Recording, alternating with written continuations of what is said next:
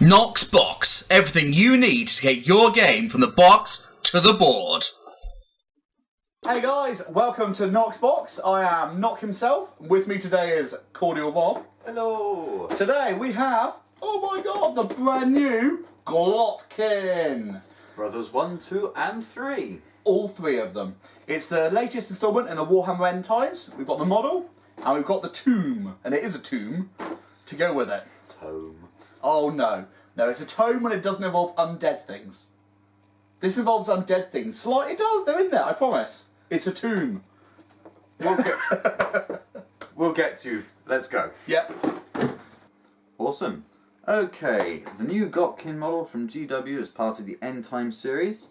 Starting with the front of the box, we've got the three brothers. Now, the one at the back is Otto. This is Gurk. Yeah. And I, for the life of me, I'm still mispronouncing the middle one. So you'll be seeing him later on. This is quite an interesting one. So this counts as all as one model, even though there are three figurines, as it were.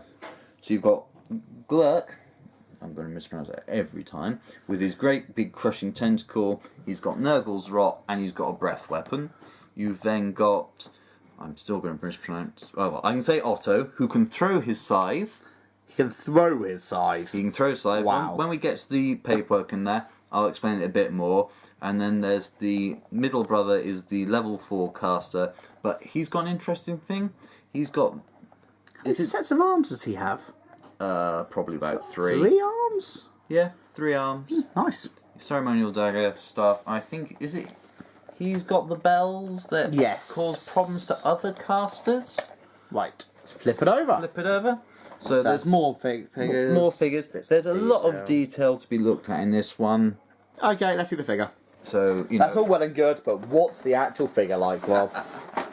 Right, okay, we'll start with the paperwork. Wow, and that is a kind of... That's a proper booklet. That is a proper booklet. Well, it is a big model. It's actually a very simple model. Yeah, there's a lot, quite large pieces, aren't they? Yeah, which you'll be seeing more of shortly. So you've got the whole back section, Okay. full section, and then the tentacles in a couple of pieces. And I'm assuming they're going on with the current format and putting the rules at the very back? They are, so if I spin to the back, we have the Glotkin So those are the rules, and you have Gurk, Ethrak, and Ethrak Otto. was the one I couldn't remember. Right, so those are the rules. Yep. Wait a sec, Rob. What about the best bit? Best bit's in the bottom of the box. It's the best bit at the bottom of the box. Best bit is in the bottom of the box, because I was having a quick look at this beforehand. Look at that. Whoa! That's huge! This was actually something that confused me a bit when I read the rules. Oh, they've got... Oh, so you can see, it's the same size as a dozen Blight Kings, sorry? Yeah. It's a monster. So it is a monster. So it's a monstrous creature then, with a large target, yep. Monster. Just a monster. Monster. We'll get to that in a minute. Yeah. Because we'll have to discuss this. Because that is a huge base. That is a massive base. I would think that was a monstrous creature with... It's big, so it gets additional damage from Exactly. cannonballs. Right. 2 sprues. Now, Okay. They're quite simple.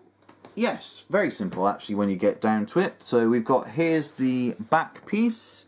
With, Oh yeah, where they all stand on, yeah.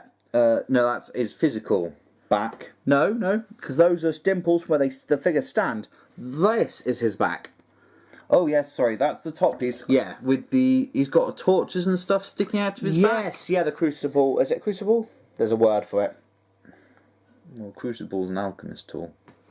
So it is not a crucible. It's not a crucible. No. A cradle of fire. Yeah, we'll go with that. Burning awesomeness? Torch. Torch, that's a word. Let's use torch. With the torch. A couple of torches on your back. Okay. And that's for Eshrek. Is it Eshrek? I know that's just part of Glurk's decorations. Oh, cool. So there's Ashrek's, Ethrak's Ethrax, yeah. staff. Nice. There's with the bell. his head and hood. There's his part of his body with his hand. Yes, that's his upper back and his like vestigial arm, I think. Yeah. That's his brother Otto's part of his body. Now, Otto has choices, doesn't he? Yeah, he has 2 heads. Otto, but doesn't he also have 2 arms, I believe? Hands. He has Two two hands. hands, which we'll get to in a minute. So there's one of Otto's heads.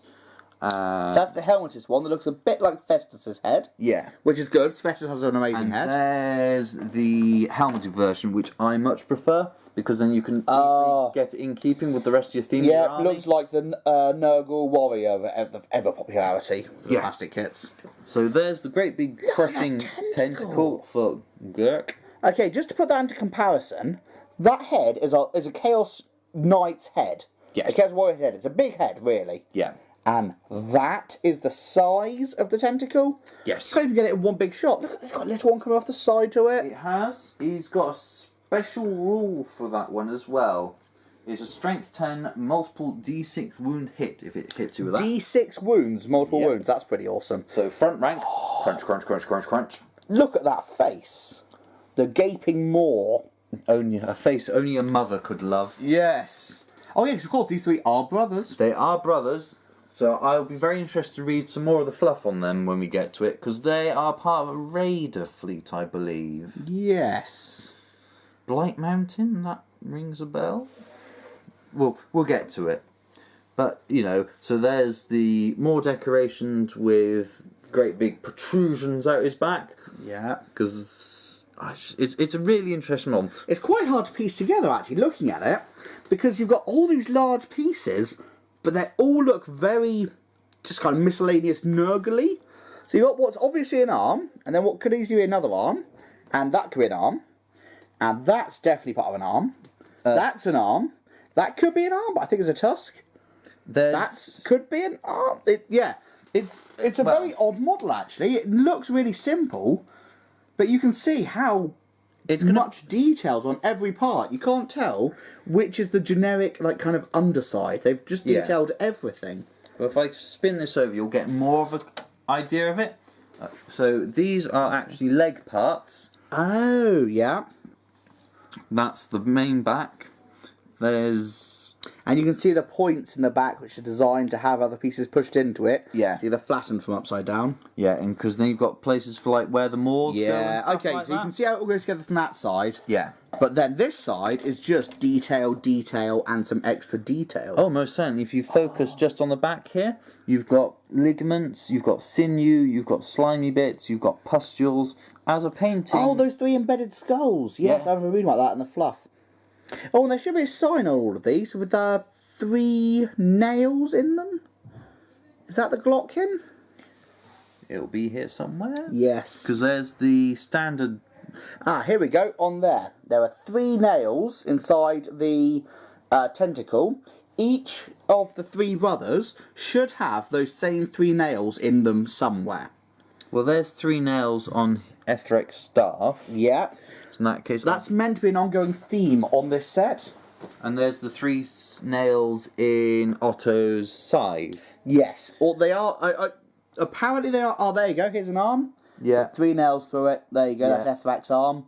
One of there's another one at Ethrak's arms, because with another 3 nails through it. No, that's one of those is Otto's, I think, and one is Ethrak's. No, those are both Ethrak's. Otto has his scythe, and then he's got the difference is one hand's holding a head, if I can quickly, come on eyeballs, spot it, and one's holding his stomach. So there's the one holding part of his stomach, and then there's another one where he's carrying someone's head. There you are. Yes. There you go. Yeah. Yeah. So actually, that's a really interesting model. Yeah. There are a few bits that obviously you can change around, like the plague bearers and where you hang each of the kind of accessories. There aren't many accessories, and they do have specific places. Yeah, so that one it hangs on Otto's right pauldron. Yeah. The Nurglings are specific Nurglings, actually, I believe. They actually fit in certain places on the body. We can probably, if I can quickly grab here and switch there, so you've got one hanging off there from the loops on one of the tusks. Yeah. I think there's one that's meant to be on the base.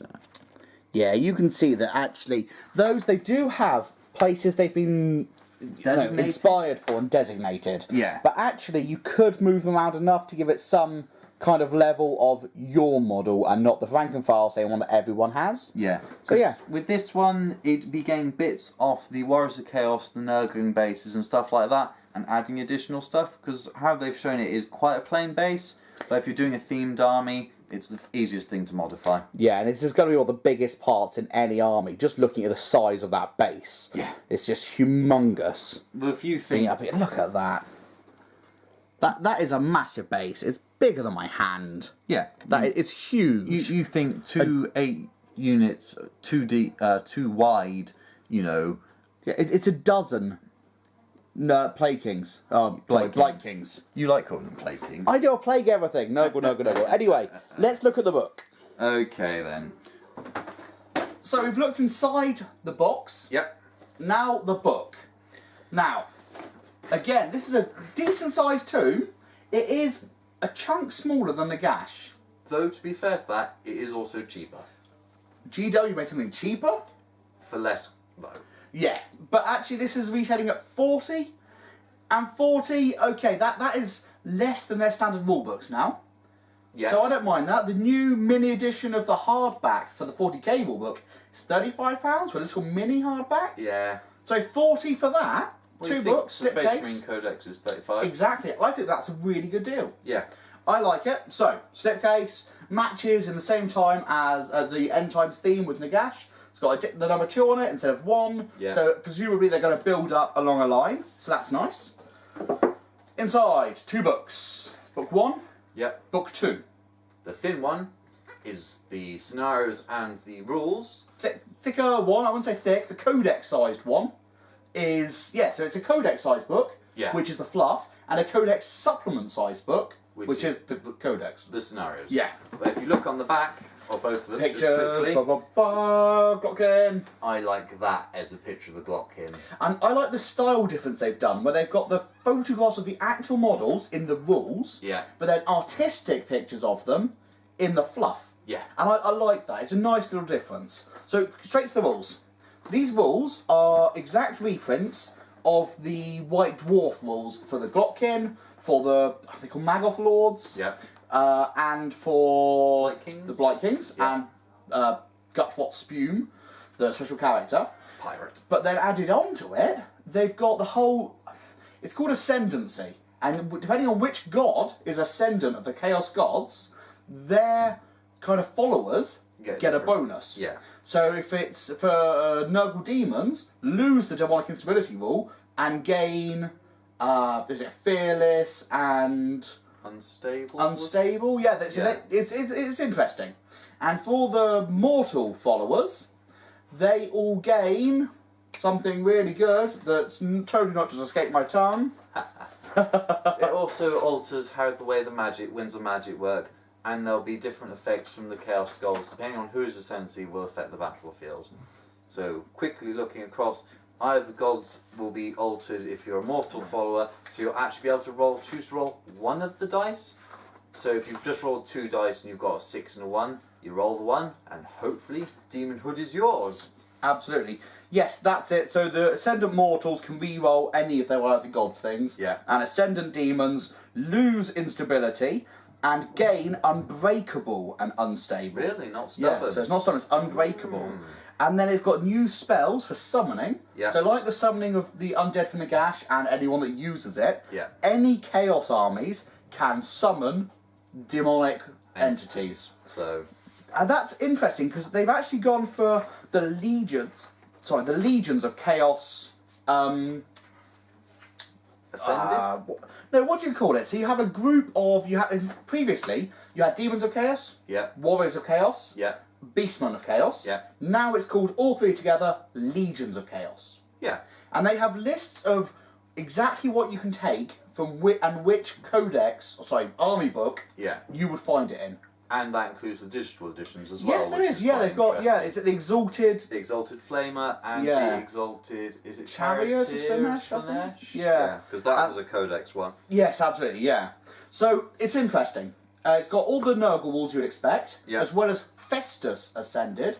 So it's the normal Festus demon, but Leech ascended. Lords, Yeah, so it's that him makes sense, though, ubered up to the maximum. Because the fear of death will be so strong in mortals that he's getting empowered by it. Yes, absolutely. That's- And then they thought, actually, with all this Nurgle stuff, let's put in one other character. Now, as it's Nurgle, we'll make sure it's a known one, not a character that matters at all, yeah? So we'll choose Karl Franz. So yes, you have, in the Nurgle Glotkin book, you have Karl Franz Ascendant. Which is Karl Franz, in theory, now spoilers, once he's been slain, he comes back to life, and he's ascended. He hasn't been slain. Ah, now that totally doesn't happen in this book, I'm sure. We'll get to that. Yes. But, you know... In theory, if he was slain, these give you the rules for him ascendant. He disappeared in book 1. No, he is slain. I'm not joking. Is this the Fall of Outdoor? The Fall of Outdoor. He Yeah. literally dies. Sorry, I understand he literally dies. And then he You're resurrects. currently reading that upstairs a minute. I aren't am, you? yeah. right. He resurrects, and he then has Karl Franz Ascendant with a disgusting stat line: 10 attacks, Strength 7, Initiative 7, multiple wounds special rule. I believe each of his 10 attacks does D3 plus 1 wounds and ignores armor. Oh. It's just ludicrous. It's amazing. Crunch. And he is, and this is the bit that confused me, he is classified as a large target. But Glotkin isn't. Glotkin are not. I have checked that and double checked it. They're not monstrous infantry, they're not a monstrous creature, they are just given the keyword monster. So that... I don't play a huge amount of fantasy, I collect the models, read the background and love that side to it. But from my understanding, monster does not automatically give you large target. We'll have to look into that one. Yeah, so I don't know, could this be showing there's going to be a new edition coming after the end times? 4 years. It's about time. Yeah, it's going on there. So yeah, that is, with all our waffling, that is book 1. That is rules, awesome scenarios, a narrative campaign, it's good. And here's the best bit. Book 2. This is why we bought it. Because this is full of the fluff where everyone usually dies horribly. Oh, and looking through, I've had a flick through it, and the different armies, you've got this massive goblin army all on spiders. So you've got the arachnid spiders, you've got giant spiders, there you That go. lot. Oh, it's amazing, I love goblins. Because, you know, everyone needs a giant spider with a catapult on the back. Why wouldn't you? Yeah. So you've got giant spiders, you've got different chaos armies, mostly Nurgle orientated, but you have got a couple of others. You've got the undead army, and again, Several. spoilers if you don't want to see this, if you don't know this, but in the end, you've got Karl Franz and Vlad von Karstein on the same army. What is that?